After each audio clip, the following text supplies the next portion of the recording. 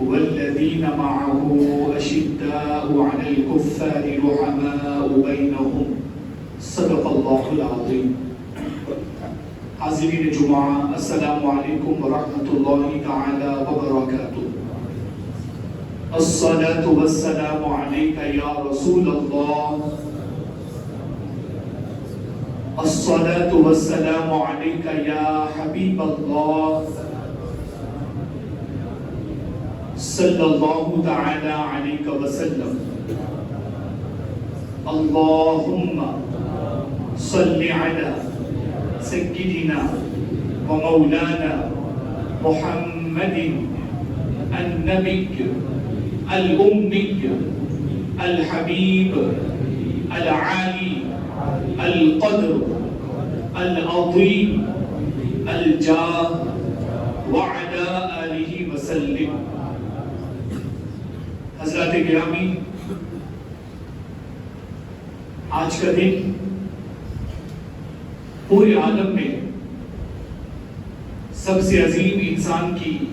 یاد کے نذر ہے. پوری کائنات میں مشرق سے لے کر مغرب تک ہر طرف اسلام کی سب سے عظیم شخصیت خلیفۃ المسلمین امیر المومنین سیدنا صدیق اکبر رضی اللہ تعالی عنہ کو یاد کیا جا رہا ہے. وہ قومی مردہ کہلاتی ہیں، بلکہ مر جایا کرتی ہیں، جو اپنے اسلاف کو، اپنے بزرگوں کو، اپنے لیڈرز کو اور ان کے نمونے زندگی کو یاد نہیں رکھا کرتی ہیں. مسلمان اگر ہم زندہ قوم ہیں تو ہمیں اپنے رہنماؤں کا پتہ ہونا چاہیے، اپنے لیڈرز کی معلومات ہمیں ہونی چاہیے. آقا دو جہاں صلی اللہ تعالی علیہ وسلم کی تربیت میں لاکھوں کی تعداد میں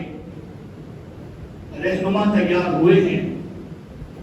تمام تر رہنماؤں کے رہنما، تمام تر صحابہ و صحابیات کے سردار، جن کی عظمت اور جن کی فضیلت اہل بیت اطہار سے بھی بڑھ کر ہے، جن کا مقام بلند اللہ کے یہاں، اللہ کے رسول کے یہاں حضرات حسنین کریمین سے بھی بڑھ کر ہے، جن کا مقام اور مرتبہ حضرات حسنین کریمین کے والد گرامی مولائے کائنات سیدنا علی مرتضیٰ سے بھی بڑھ کر ہے، جن کی رفعت اور بلندی کو فاروق اعظم جیسی شخصیت بھی نہیں چھو سکی ہے. اس شخصیت کا نام سیدنا صدیق اکبر رضی اللہ تعالی عنہ ہے. آقا کریم صلی اللہ تعالی علیہ وسلم نے متعدد ارشادات کے ذریعے، اپنی متعدد احادیث کے ذریعے امت کو اس نظریے سے آگاہ فرما دیا ہے کہ اس امت میں سب سے بڑھ کر، سب سے زیادہ ثواب کمانے والے، سب سے زیادہ اللہ اور اس کے رسول کی قربت حاصل کرنے والے سیدنا صدیق اکبر ہیں. اور یہی نہیں بلکہ صبح قیامت تک کوئی بھی کتنا بھی بڑا تقوی اور پرہیزگاری کا مالک پیدا ہو جائے، تقوی اور پرہیزگاری میں اپنی شہرت رکھنے والا پیدا ہو جائے، صبح قیامت تک کوئی بھی سیدنا صدیق اکبر سے آگے بڑھنے کا نہیں سوچ سکتا. صحابہ کرام رضوان اللہ تعالی علیہ اجمعین کے بعد جتنے بھی متقی پیدا ہوئے، جتنے بھی پرہیزگار پیدا ہوئے، وہ چاہے جس درجے کے ہوں، وہ تقوی اور پرہیزگاری میں، نیکوکاری میں، عبادتوں میں، نیکیوں میں، اطاعتوں میں ان کا کتنا بھی عظیم ریکارڈ ہو، لیکن اللہ اور اس کے رسول کے یہاں ان کا مقام صحابہ کے مقام کے برابر نہیں ہو سکتا. جیسے یہ مسلم عقیدہ ہے، بالکل اسی طرح صحابی کتنی ہی اعلیٰ درجے کے ہوں، کتنی ہی زیادہ اطاعت شیاری میں اور کتنی ہی زیادہ قربانیوں میں انہوں نے زندگی بسر کی ہو، کوئی بھی صحابی چاہے انہیں خلافت ملی ہو یا نہ ملی ہو، وہ اہل بیت اطہار کے فرد ہوں یا نہ ہوں، وہ ازواج مطہرات میں سے ہوں یا نہ ہوں، وہ بدری صحابہ میں سے ہوں یا نہ ہوں، احد کے شرکاء میں سے ہوں یا نہ ہوں، صحابہ کرام میں فضیلت کے جتنے مقام ہیں، بلندیوں کے جتنے رتبے ہیں، ان تمام میں کوئی شریک ہو یا نہ ہو، بہرحال یہ بات طے ہے کہ کوئی بھی صدیق اکبر سے آگے نہیں بڑھ سکتا۔ حضرات گرامی، یہ عقیدہ، یہ نظریہ، یہ آج کل کے علماء فقہا کا اختیار کردہ نظریہ اور عقیدہ نہیں ہے، یہ وہ نظریہ ہے جو عقائد دو جہاں صاحب شریعت حضور صلی اللہ تعالی علیہ وسلم نے خود امت کے حوالے فرمایا ہے۔ حضرت ابو دردہ فرماتے ہیں، ایک مرتبہ میں ایک طرف جا رہا تھا، چلتے چلتے صدیق اکبر سے میں آگے چلنے لگا۔ آقا دو جہاں صلی اللہ تعالی علیہ وسلم نے ارشاد فرمایا، اے ابو دردہ، اتمشی امام رجل افضل منک، او کما قال النبی صلی اللہ علیہ وسلم۔ اے ابو دردہ، آپ اس آدمی سے آگے چل رہے ہیں جو آپ سے افضل ہے، جو آپ سے اعلیٰ ہے، آپ سے بہتر ہے۔ پھر ارشاد فرمایا، ماں، یہ الفاظ، یہ حدیث کے جملے یاد رکھنے کے لائق ہیں اور زندگی بھر اس کے مطابق اپنے نظریات کو درست رکھنے کی ضرورت ہے۔ آقا دو جہاں صلی اللہ علیہ وسلم نے فرمایا، ما طلعت الشمس ولا غربت على احد بعد النبيين والمرسلين افضل من ابي بکر، او کما قال النبی صلی اللہ علیہ وسلم۔ آقا دو جہاں صلی اللہ تعالی علیہ وسلم ارشاد فرماتے ہیں کہ کوئی بھی ایسا انسان اس دنیا میں پیدا نہیں ہوا کہ جس پر سورج طلوع ہوا ہو، چاند جس پر طلوع ہوا ہو، اور وہ انبیاء اور مرسلین کے بعد ابو بکر سے بڑھ کر ہو، ابو بکر سے زیادہ فضیلت والا ہو، ابو بکر سے زیادہ بلند رتبے والا ہو۔ ایسا کوئی انسان اس دنیا میں پیدا ہی نہیں ہوا جس پر سورج اور چاند طلوع ہوئے ہو۔ پتہ چلا، واضح ہوا کہ آقا دو جہاں صلی اللہ علیہ وسلم نے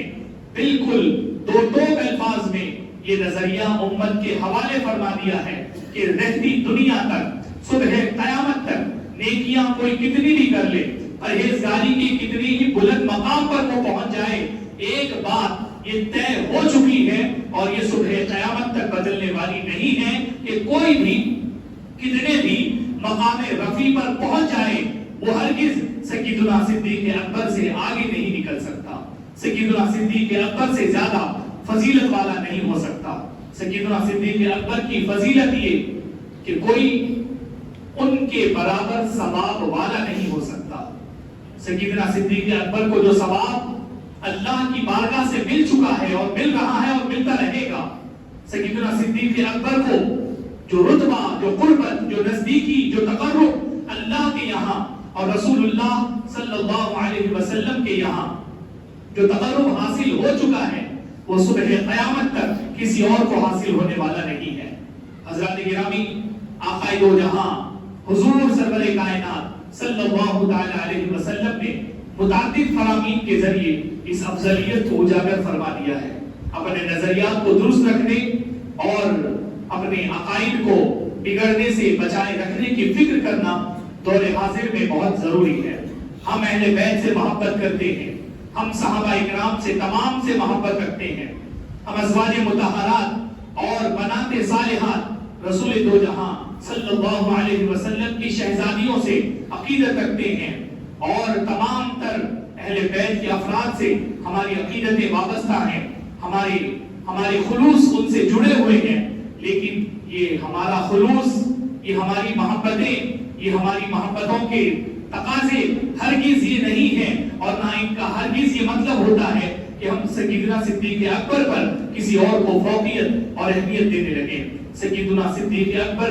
عمومی اعتبار سے، مجموعی اعتبار سے، اوور آل سیدنا صدیق اکبر کو تمام لوگوں پر، تمام صحابہ پر، تمام صحابیات پر، تمام اہل بیت اطہار پر، رسول اللہ صلی اللہ علیہ وسلم کے شہزادوں پر، شہزادیوں پر اور پوری نسل پاک پر سیدنا صدیق اکبر کو مقام بلند حاصل ہو چکا ہے، اور یہ مقام اللہ نے عطا کیا ہے، رسول اللہ نے عطا کیا ہے، کسی کے چھیننے سے یہ چھینا جانے والا نہیں ہے، کسی کے گھٹانے سے گھٹنے والا نہیں ہے، اور کسی کے کم کرنے سے کم ہونے والا نہیں ہے۔ ہمیں اپنے نظریات درست رکھنے کی ضرورت ہے۔ آج کے دور میں رافضیت کی پھیلائی ہوئی باتوں سے متاثر ہو کر،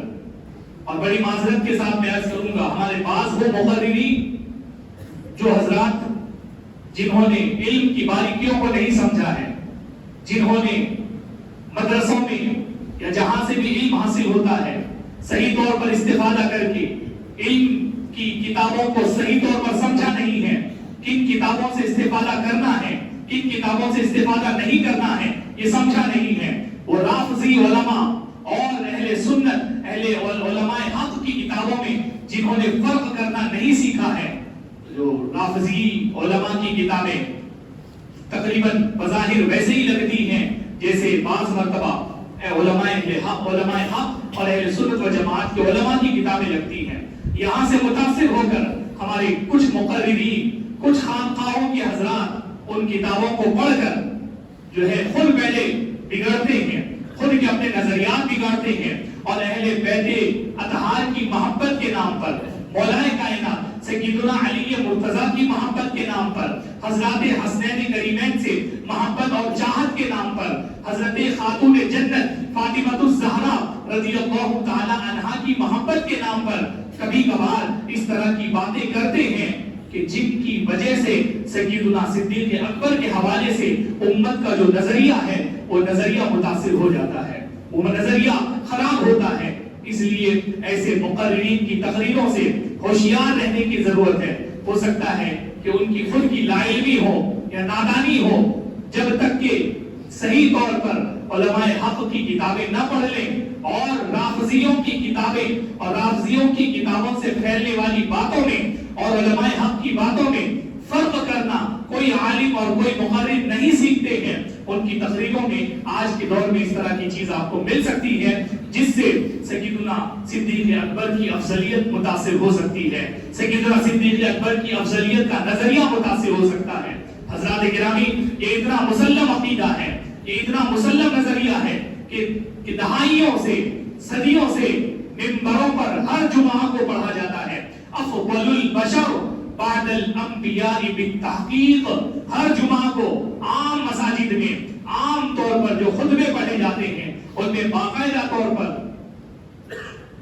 اس نظریے کو دہرایا جاتا ہے کہ سیدنا صدیق اکبر افضل البشر ہیں بعد الانبیاء، تمام نبیوں کے بعد، تمام رسولوں کے بعد، تمام انبیاء اور رسول کو چھوڑ دیں، ان کے علاوہ تمام انسانوں میں سب سے اونچا مقام، سب سے فضیلت والا مقام اور سب سے عظمت والا مقام سیدنا صدیق اکبر کا ہے۔ یہ ہر خطبے میں پڑھا جاتا ہے، ہر جمعہ کو خطبے میں یہ اعلان کیا جاتا ہے۔ اس نظریے کو متاثر ہونے سے بچانا ہے۔ کچھ حضرات ہمارے ہی ہیں، ہماری ہی جو خانقاہوں سے جڑے ہوئے ہیں، لیکن لا علمی کی بنیاد پر یا کم علمی کی بنیاد پر یا شیعہ علماء کی کتابوں سے متاثر ہو کر ان کی کتابوں کی گمراہیوں کو نہ سمجھ کر، یا بعض وہ حضرات جو اہل سنت کے تو ہیں لیکن انہوں نے شیعوں کی کتابوں سے باتیں نقل کر دی ہیں غلطی سے، ان باتوں سے متاثر ہو کر کبھی سیدنا امیر معاویہ کی شان میں گستاخیاں کر رہے ہیں، کبھی سیدنا علی مرتضیٰ کو سیدنا صدیق اکبر سے آگے بتا رہے ہیں، بڑا بتا رہے ہیں۔ سیدنا مولا کائنات بڑے ہیں، سب سے بڑے ہیں، ہم سب سے بڑے ہیں، لیکن خلفائے ثلاثہ کے بعد ہیں، سیدنا صدیق اکبر کے بعد ہیں، سیدنا عمر فاروق کے بعد ہیں، سیدنا عثمان غنی کے بعد ہیں۔ ہمیں اس نظریے سے انحراف نہیں کرنا ہے۔ جو اس نظریے سے انحراف کرتا ہے وہ حق کے راستے سے ہٹ جاتا ہے، اہل سنت و جماعت سے خارج ہو جاتا ہے۔ حضرات گرامی، سیدنا صدیق اکبر کا امت پر کیا احسان ہے، انہوں نے امت کی کیا بھلائی کی ہے، آپ اندازہ لگائیں۔ امت کے سامنے آج پوری امت مسلمہ کے ہاتھوں میں جو اسلام کا ڈورا ہے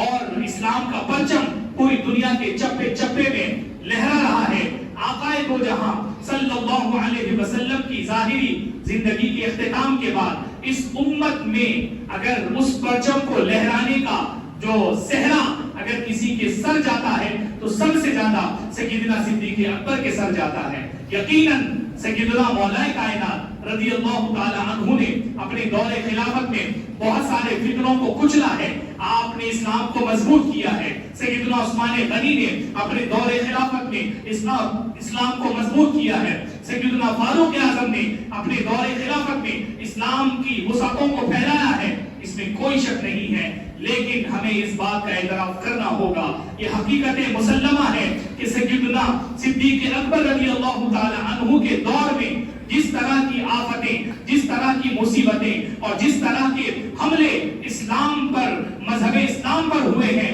اس طرح کے حملوں میں سیدنا صدیق اکبر نے جس ہوشیاری، دانائی، فراست، رسول اللہ کی تربیت کا جو مظاہرہ کیا ہے اور جن حالات کا سامنا کیا ہے، وہ حالات نہ فاروق اعظم کے سامنے رہے ہیں، نہ مولا کائنات کے سامنے رہے ہیں، نہ سیدنا عثمان غنی رضی اللہ تعالی عنہ کے سامنے رہے ہیں۔ حضرات آپ اندازہ لگائیں، ایک طرف سارے صحابہ غمگین ہیں، نبی کے دو جہاں مصطفیٰ جان رحمت صلی اللہ علیہ وسلم صحابہ اکرام رضوان اللہ علیہ اجمعین سے ظاہری طور پر پردہ فرما جاتے ہیں۔ صحابہ اکرام بے قرار ہیں، بے چین ہیں، غمگین ہیں۔ ایسے ماحول میں ایک طرف زکوٰۃ کے انکار کرنے والوں کا پورا ایک گروپ تیار ہو جاتا ہے، دوسری طرف ختم نبوت کے منکرین تیار ہو جاتے ہیں، اور ایسے ویسے نہیں، ہزاروں کی تعداد میں آپ جنگ یمامہ کا جائزہ لیں۔ جنگ یمامہ میں کیا ہوا تھا؟ مسیلمہ کذاب کے ساتھ ایک دو نہیں، درجن دو درجن نہیں، 100-200 نہیں، 40,000 کا تو لشکر تھا اس کے ساتھ۔ پھر مریدین، معتقدین، خواتین اور نہ جانے کون کون اس کے ساتھ جڑ چکے تھے۔ تو یہ کتنا بڑا فتنہ رہا ہوگا، مسیلمہ کذاب کا فتنہ، زکوٰۃ کے مرتدین کا فتنہ، اسلام پر حملے اتنے بھیانک۔ ایک طرف صحابہ غمگین ہیں، سیدنا صدیق اکبر رضی اللہ تعالیٰ عنہ نے اس امت پر کتنا بڑا احسان کیا ہے۔ ہم یہ ایک جملے میں اگر ہم کہنا چاہیں تو ہم یہ کہہ سکتے ہیں کہ سیدنا صدیق اکبر نے اسلام کی حفاظت کی، رسول اللہ صلی اللہ علیہ وسلم کی شریعت کی جو حفاظت کی ہے وہ سب سے زیادہ کی ہے۔ آج اسلام پوری دنیا میں پھیلا ہے، رسول اللہ صلی اللہ علیہ وسلم کے بعد اس کو پھیلانے میں اور دین کو پوری دنیا تک پھیلانے میں، پہنچانے میں اگر سب سے زیادہ سرکار صلی اللہ علیہ وسلم کے بعد اگر کسی کا احسان ہے تو وہ سیدنا صدیق اکبر کا احسان ہے۔ آج ہم ایسے ہی سیدنا صدیق اکبر کے جو ہے قصیدے نہیں پڑھتے ہیں، ان کا اسم گرامی خطبے میں نہیں لیتے ہیں، ان کے احسانات اس طرح ہیں۔ لہٰذا اپنے نظریات کو اور عقائد کو درست رکھنے کی ضرورت ہے، اور ساتھ ہی ساتھ ہمیں زندگی بھی ویسی اپنانی چاہیے جیسی زندگی سیدنا صدیق اکبر کی رہی ہے۔ حضرات گرامی، سیدنا صدیق اکبر رضی اللہ تعالیٰ عنہ نے دین کے فرائض کے معاملے میں کوئی سمجھوتا نہیں کیا۔ جن لوگوں نے زکوٰۃ کا انکار کیا انہیں سمجھایا گیا کہ زکوٰۃ کا انکار اسلام کا انکار ہے، اسلام کا ایک رکن ہے، پلر ہے زکوٰۃ۔ اگر کوئی زکوٰۃ کا انکار کرتا ہے، اسلام کا انکار کرتا ہے، ایک طرف سیدنا صدیق اکبر رضی اللہ تعالیٰ عنہ نے زکوٰۃ کے منکرین سے جہاد فرمایا، تو دوسری طرف مسیلمہ کذاب جس نے ختم نبوت کا انکار کیا، اپنے آپ کے نبی ہونے کا دعویٰ کیا، اس سے جہاد کیا، اور کیسا بھاری جہاد کیا۔ ختم نبوت کا عقیدہ کتنا مضبوط عقیدہ ہے، حضرات گرامی ہسٹری کو پڑھنے کی ضرورت ہے، اور آج کے دور میں زیادہ پڑھنے کی ضرورت ہے، کیونکہ ہم لوگ بڑی بہت معذرت کے ساتھ میں عرض کرنا چاہوں گا، وہ لوگ جنہوں نے دور حاضر میں ختم نبوت کے عقیدے کو متاثر کیا ہے، ہمارے بہت سارے مسلمان بھائی، ہمارے بہت سارے مسلمان بھولے بھالے مسلمان انہی لوگوں کے ساتھ کھڑے ہیں جن کے نظریات خراب ہیں، ختم نبوت کے عقیدے کو لے کر ان کے یہاں بگاڑ موجود ہے۔ حضرات گرامی، سیدنا صدیق اکبر رضی اللہ تعالیٰ عنہ نے سب سے پہلے مسیلمہ کذاب کے فتنے کو کچلنے کے لیے حضرت شرجیل بن حسنہ کو بھیجا، لیکن حضرت شرجیل بن حسنہ مسیلمہ کذاب کے لشکر کے سامنے آپ کو کامیابی نہ مل سکی، بڑا بہت بھاری بھرکم لشکر۔ سیدنا شرجیل بن حسنہ کے بعد سیدنا صدیق اکبر رضی اللہ تعالیٰ عنہ حضرت اکرمہ کو بھیجتے ہیں۔ حضرت اکرمہ کے ساتھ جو ہے بڑی تعداد میں صحابہ کو بھیجا جاتا ہے، تابعین کو بھیجا جاتا ہے، لیکن یہ دوسرا لشکر بھی کامیاب نہیں ہوتا ہے، کیونکہ مسیلمہ کذاب کا فتنہ بہت پھیل چکا تھا اور بہت منظم ہو چکا تھا۔ 40,000 تو خالی اس کے لشکر ہی تھے۔ حضرات گرامی، سیدنا صدیق اکبر رضی اللہ تعالیٰ عنہ بہت پریشان تھے، بہت انتہائی مشکل حالات سے گزر رہے تھے، لیکن آپ نے ہمت نہیں ہاری، آپ نے فوراً پیغام روانہ کیا۔ جناب حضرت شرجیل سے کہا آپ بھی رکے رہیں، حضرت اکرمہ سے کہا آپ بھی جہاں ہیں وہاں رکے رہیں، کسی کو واپس آنے کی ضرورت نہیں ہے، اب اللہ کی تلوار کو بھیج رہا ہوں، خالد سیف اللہ کو بھیج رہا ہوں۔ حضرت گرامی سیدنا صدیق اکبر رضی اللہ تعالیٰ عنہ نے حضرت خالد بن ولید کو بھیجا، اور پھر آپ نے مسیلمہ کذاب کے لشکر کو جہنم واصل کیا، اور اس کے آدھے لشکر کو تو وہی ذبح کر ڈالا، 20,000 جو ہے اس کے لشکریوں کو وہاں پر ذبح کیا گیا۔ آپ اندازہ لگائیں لیکن کتنا اہم مسئلہ تھا یہ۔ سیدنا صدیق اکبر، میں نے اس سے پہلے بھی بات عرض کی ہے، ختم نبوت کا عقیدہ، ختم نبوت کا نظریہ اور ختم نبوت کے نظریے کی حفاظت کتنی اہم ہے۔ پورے دور رسالت مآب صلی اللہ علیہ وسلم میں، اس پورے دور نبوت میں 260 سے بھی کم صحابہ اکرام شہید ہوتے ہیں،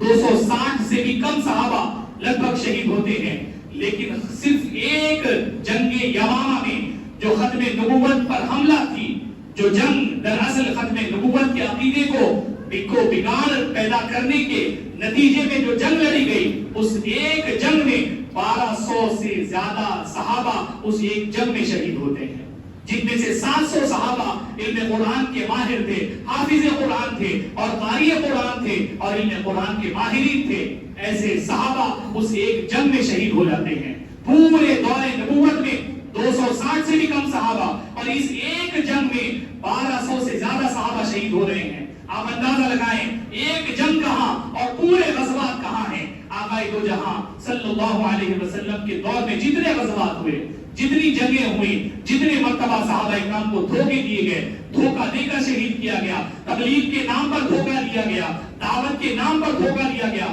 ان پوری شہادتوں کو ملا لیں 260 سے بھی کم، اور اس ایک ختم نبوت کے عقیدے کی حفاظت میں 1200 صحابہ اپنی جانیں قربان کر کے رہتی دنیا تک پوری امت مسلمہ کو یہ پیغام دے رہے ہیں، آپ کسی اور چیز کے ساتھ سمجھوتا کر سکتے ہیں لیکن ختم نبوت کے عقیدے کے ساتھ کوئی سمجھوتا نہیں کر سکتے ہیں۔ آج کے دور میں ہمیں فیصلہ کرنا ہوگا ہم کن کے ساتھ کھڑے ہیں۔ مسیلمہ کذاب جا چکا ہے لیکن اس کے نظریات کے حامی آج بھی موجود ہیں۔ حضرات گرامی، قاسم نانوتوی کون ہے، کس جماعت سے آتا ہے؟ قاسم نانوتوی نے تہذیب الناس میں باقاعدہ ختم نبوت کے عقیدے پر حملہ کیا ہے، اور آج ہمارے لوگ ہیں قاسم نانوتوی کی جماعت کے ساتھ کھڑے ہونے کے لیے سفر کر رہے ہیں اور تبلیغ کے نام پر کسی اجتماع میں شرکت کی بات کر رہے ہیں۔ آپ اپنے آپ کا فیصلہ کریں، آپ کن کے ساتھ ہیں، کن کے ساتھ کھڑے ہیں۔ قاسم نانوتوی اسی جماعت کا سردار ہے۔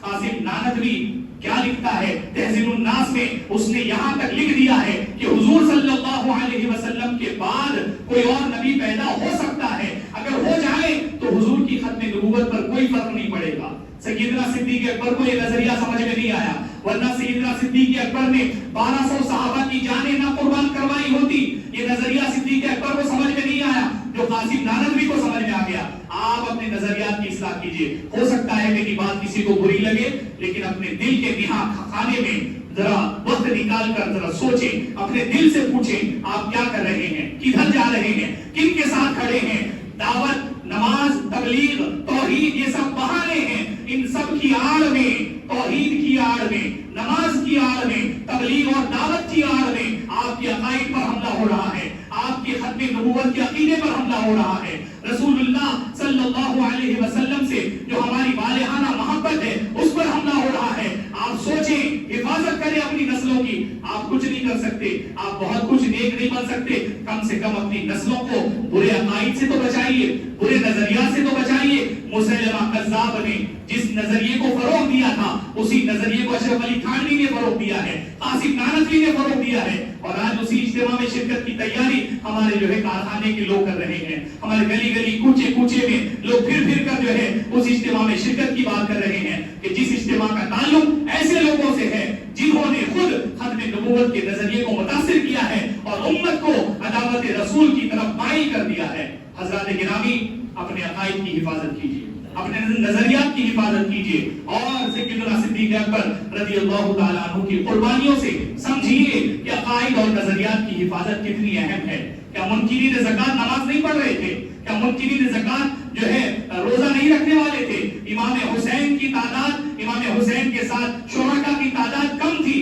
امام حسین کے مقابل میں ہزاروں کی تعداد میں تھے. لوگ کہتے ہیں بہت بڑا، لاکھوں کی تعداد میں، لاکھوں کی تعداد میں، ہزاروں کی تعداد میں یزیدی بھی موجود تھے، نماز بھی پڑھ رہے تھے، توحید اور تبلیغ اور رسالت کی بات بھی کر رہے تھے. امام علی مقام کے ساتھ تعداد کم تھی. تعداد کا کم ہونا، زیادہ ہونا کوئی معنی نہیں رکھتا. آپ حق پر ہیں، یہ زیادہ اہم ہے. اپنے عقائد کی حفاظت کیجئے، اپنے نظریات کی حفاظت کیجئے. آپ کچھ نہیں کر سکتے ہیں، آپ اپنے محلوں میں، اپنے گھر میں اسلام کی حفاظت کیجئے، سنیت کی حفاظت کیجئے. آج کے دور کا سب سے بڑا مسئلہ یہ ہے، آپ اپنے گھر کے حقوق ادا کیجئے، بیوی بچوں کے حقوق ادا کیجئے، گھر کے حقوق ادا کرتے ہوئے اپنے کاروبار کی فکر کیجئے اور پنج وقتہ نمازوں کی پابندی کیجئے. سب سے بڑی تبلیغ یہی ہے، سب سے بڑی دعوت یہی ہے اور سب سے بڑا اجتماع یہی ہے کہ آپ اپنی مسجد کو کریں، اپنی مسجدوں میں اجتماع کریں. اجتماع پنج وقتہ نمازوں کا اجتماع ہے. اس اجتماع میں اگر کامیاب ہو گئے، آپ کو کسی تبلیغی دعوت اجتماع کی کوئی ضرورت نہیں ہے. اپنے نظریات کی حفاظت آپ کی اولین ذمہ داری ہے. اس حوالے سے آپ کو فکر کرنے کی ضرورت ہے. انشاءاللہ پھر کبھی موقع ملے سیدنا صدیق اکبر رضی اللہ تعالیٰ عنہ نے اپنی حیات پاک سے امت کو جس طرح کے پیغامات دیے ہیں اور کس طرح کے طرز حیات کی دعوت دی ہے، انشاءاللہ اس پر مزید گفتگو کی جائے گی. السلام علیکم ورحمۃ اللہ وبرکاتہ. جو حضرات سنت بھی پڑھیں، سنت ادا فرما لیں اور کھڑے ہو کر پہلے صفحے درست فرما لیں.